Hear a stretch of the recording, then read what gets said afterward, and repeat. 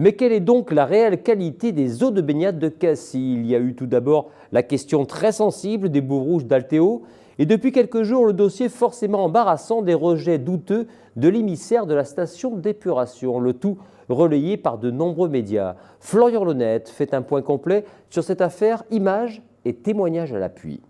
C'est l'image qui a provoqué la polémique à Cassis, celle de l'émissaire de la station d'épuration entourée par un nuage verdâtre. Certains, alarmés par la couleur de l'eau, suspectaient des rejets d'eau usée non traitée dans la mer à proximité des plages. Pourtant, et malgré de nombreuses analyses, aucune défaillance de la station d'épuration n'a été constatée. La station fonctionne parfaitement bien et répond parfaitement aux normes de rejet que nous fixe notre arrêté préfectoral.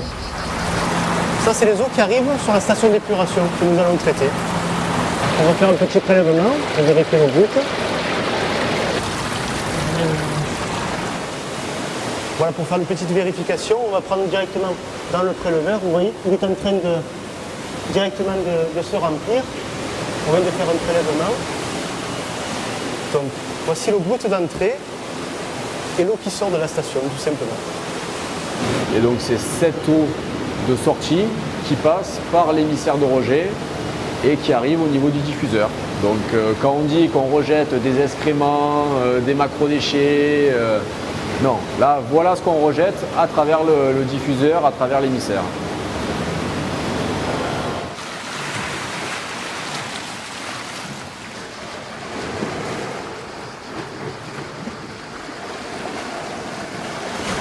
C'est de l'eau traitée, c'est pas de l'eau potable. Nous on rejette de l'eau douce dans de l'eau salée, ça crée un nappage turbide. Elle contient un petit peu de matière en suspension, puisque on abat 95% des matières en suspension, donc il en reste de l'ordre de 10 à 20 mg par litre, qui fait que ça fait ce nappage verdâtre, un peu foncé, qui se dissipe au bout de quelques mètres.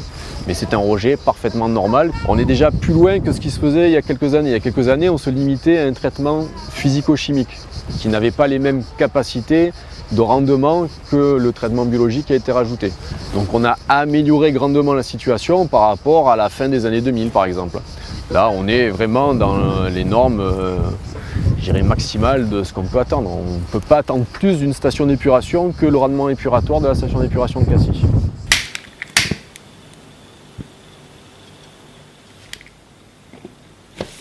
On a effectivement un suivi à Cassis depuis 2007, depuis que le labo existe ici en Méditerranée. On a suivi à l'origine plusieurs zones de Cassis, puis on s'est concentré sur la zone de l'Arène, qui est directement exposée à ce rejet d'émissaires de stations d'épuration. On n'a jamais remarqué une qualité de l'eau mauvaise. On a vu des évolutions positives sur cette zone de l'Arène. On avait une qualité de l'eau très très bonne, voire excellente depuis plusieurs années sur cette zone. Et c'est vrai que quand il y a eu ce premier reportage qui a fait un buzz sur internet, on a été voir avec eux faire un prélèvement d'eau sur l'anse du Corton qui a donné un résultat très bon et aucune inquiétude à avoir sur une pollution de l'eau à ce moment-là au Corton. Donc pour nous, l'alerte n'est plus d'actualité, on n'a plus besoin d'avoir un suivi régulier sur cette zone. Et non, on ne considère pas chez Surfrider se baigner dans des excréments quand on va à Cassis. Personnellement, je ne me baigne que là-bas. Nous avons 226 prélèvements d'eau de baignade sur la saison, c'est-à-dire 160 prélèvements de plus payés par la ville pour s'assurer que les eaux de baignade sont impeccables. C'est le cas. Ici, la qualité des eaux de baignade est jugée de qualité excellente. Derrière nous, à l'Arène, un peu plus loin, qualité excellente. À la Grande Plage, qualité excellente. Au Beston, qualité excellente.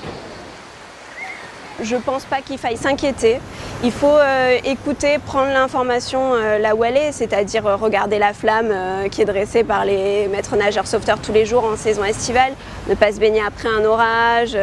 On peut faire attention justement dans nos choix d'achat de produits ménagers, que ça soit meilleur pour l'environnement.